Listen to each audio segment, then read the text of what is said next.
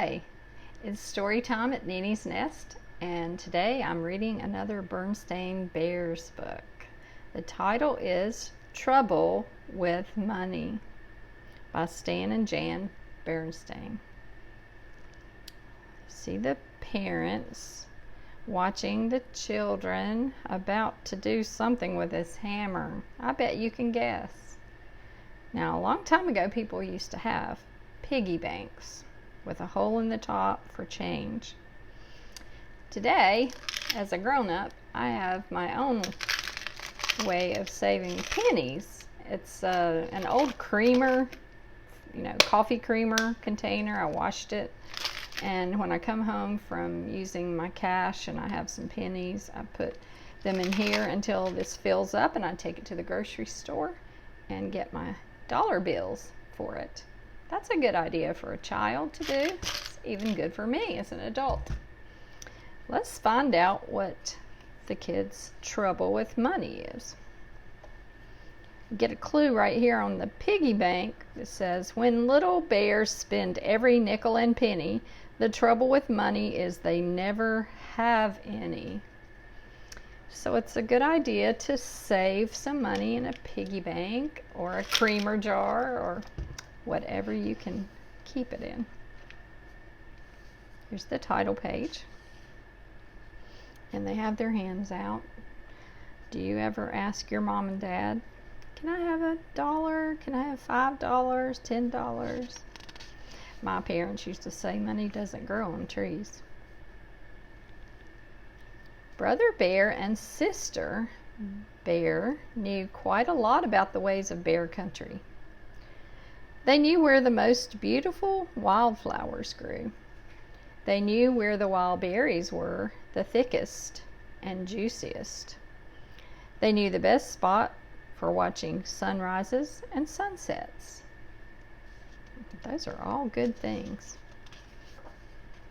They knew where all the best honey trees were. They even knew a very special place where you could almost always see a rainbow from a secret space behind the waterfall.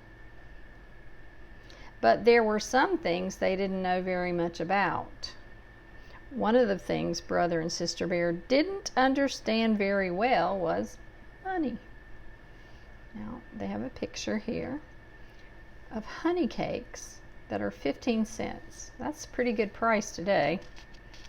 Might be more like $3 at today's bakery. Oh, they knew money was fun to have and even more fun to spend. And whenever they got some as a present, or for doing a chore for a neighbor, or for no reason at all from Grizzly Gramps, who tended to spoil them, or from Papa Bear, who spoiled them even more, they ran as fast as they could, or as fast as their legs could carry them, to the Bear Country Mall and spent it. For a honeycomb on a stick, a balsa wood glider that did loops, a tiny little mouth organ that only played 3 notes. That's what they decided to purchase. Have you ever played a harmonica? That's what they're talking about right there, a mouth organ. Harmonica. They never bought anything sensible, and they hardly ever saved. Once in a while, Sister put money in her piggy bank, but she usually shook it out again before it had a chance to cool off from her hot little hand. Brother didn't even have a piggy bank. Mama was becoming concerned about the cubs' carefree, spendthrift way with money. I think Brother and Sister should have a regular allowance, she said one evening when she and Papa were working on the family books. An allowance, said Papa. Yes, so they can learn to use money sensibly, to save, to plan ahead. Oh, no, said Papa. They're much too young for that sort of thing. Let them enjoy themselves. They'll have to worry about money soon enough when they're grown-ups, he added with a sigh. But it was Papa who first lost patience with their carelessness about money. It happened one day when the cubs had been at the mall spending some pennies a neighbor had given them for walking her dog. That was when they saw the new video game. It was called Astro Bear, and it looked very exciting.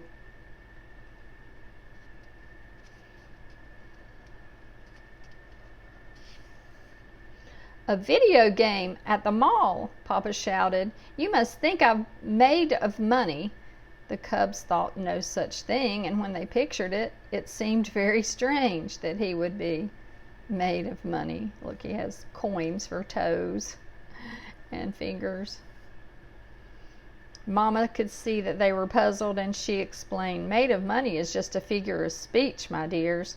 That's when the cubs realized that the situation was serious, because Papa Bear only used figures of speech when he was upset. "You must think money grows on trees," he shouted. Another figure of speech, because money doesn't really grow on trees. But since I'm 71 years old and my parents said that figure of speech to me, it's been around a long time. "Video games indeed," he continued, becoming more and more upset. "There was no such thing as video games when I was a cub. Why, I didn't know what money was until I was almost grown." "Precisely, my dear," interrupted Mama, "and that's why this might be a very good time to start brother and sister on a regular allowance so they can—" "Absolutely not," roared Papa, knocking over a chair. "They must earn their money. That's what life is about, working, earning money, saving for a rainy day." The cubs knew how really serious the situation must be. Papa had used 3 figures of speech and knocked over a chair. They decided right then and there to mend their careless and spendthrift ways. They're thinking about, what does he mean, a rainy day? Save your money for a rainy day? What does that mean? It turned out that the cubs were very good at earning money once they set their minds to it. First, they gathered wildflowers from those special places they knew about. Then they made them into bouquets and sold them by the side of the road for 10 cents a bundle. Business was very good. They gathered those fat, juicy wild berries and sold them door to door. Business was very, very good.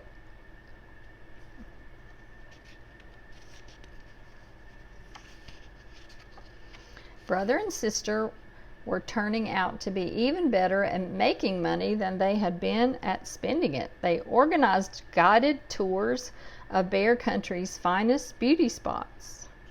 Sister's piggy bank was jammed full. They started a very successful pet minding service for 10 cents an hour. That's a good price. Brother had to borrow Mama's sugar bowl to keep the extra money in.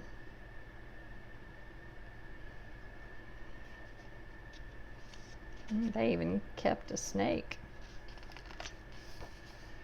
At first, Papa was very impressed and pleased, but when the cubs started to sell maps showing the locations of all the best honey trees, Papa began to have doubts.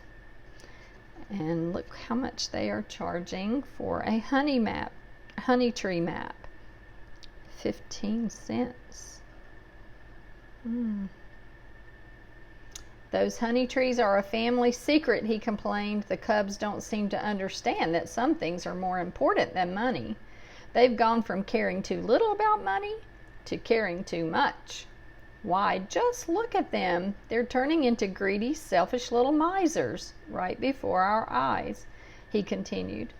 He pointed at the cubs, who did indeed look like little misers, greedily counting their money.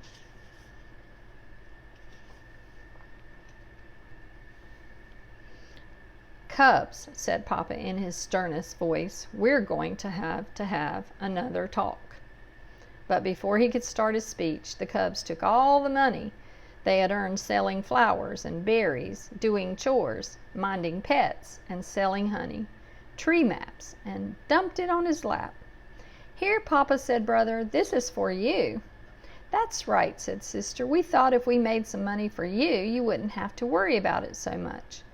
We hope it's enough." Papa was so startled and so embarrassed at having been so wrong about them that he was speechless. He did not know what to say. "That's very generous," said Mama. "It's quite a sum of money, and I know Papa appreciates it, but I have what may be a better idea. Papa does worry about money, of course. Most mamas and papas do from time to time. But what Papa is really worried about is you. He wants to be sure you understand that there's more to know about money than how to spend it." "You know what I think," said Papa. "I think we should start Brother and Sister on a regular allowance so they can learn to use money sensibly, to save, to plan ahead." "An excellent idea," said Mama, smiling. "What about the money we earned?" asked the cubs. "You earned it, and it's yours," said Mama. "What I suggest is that we take it down to the mall and put it in the Bear Country Bank." "Good suggestion," said Papa. "That money can be your nest egg."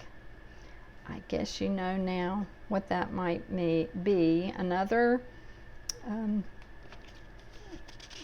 thing that people say that means something else. "Oh dear," cried the cubs together, "another figure of speech." "And a very appropriate one," said Mama. She explained that the nest egg is the one the farmer leaves in the nest to hatch another chick. When you put money in the bank, it hatches interest. "Interest?" asked the cubs, puzzled. "The bank will pay you for leaving your money there. It's called interest." So maybe you, like myself, didn't really understand that figure of speech about a nest egg. The one the farmer leaves in the nest to hatch another chick. That day, the Bear family went to the bank and opened an account for the cubs. It happened that the bank was right next to the video arcade. "Say, that looks interesting," said Papa when he saw the Astro Bear game. "Let's give it a try." So the Bear family gave Astro Bear a try. Papa ended up with the lowest score. "You know," he said, "we didn't have video games when I was a cub. Will you give me another chance at this sometime?" "Any time at all," said Brother and Sister, giving their Papa a great big hug. So you remember when we read a story, it begins with a problem. We start learning who the characters are in the story, Mama, Papa, and Brother and Sister, and what they're doing, and what the problem was they didn't know how to save money or plan ahead with it. And as we read through, we find that the solution comes at the very end. They learn how to save. We learned a few figures of speech in this book, like something like made of money doesn't really mean that a person is made of money. It's just a way of saying that that's what they think about all the time. And saving for a rainy day doesn't mean you just save it for a day when it's raining. It's just a figure of speech. You might talk to your parents about other figures of speech that they know about and use some of those in learning a lesson yourself. I hope that if you enjoy the story, you will hit like and also subscribe to my channel and click all for your notifications so you never miss a story here at Nene's Nest. I'll be back on Monday, Wednesday, and Friday next week with new books for you. Hope you have a wonderful weekend.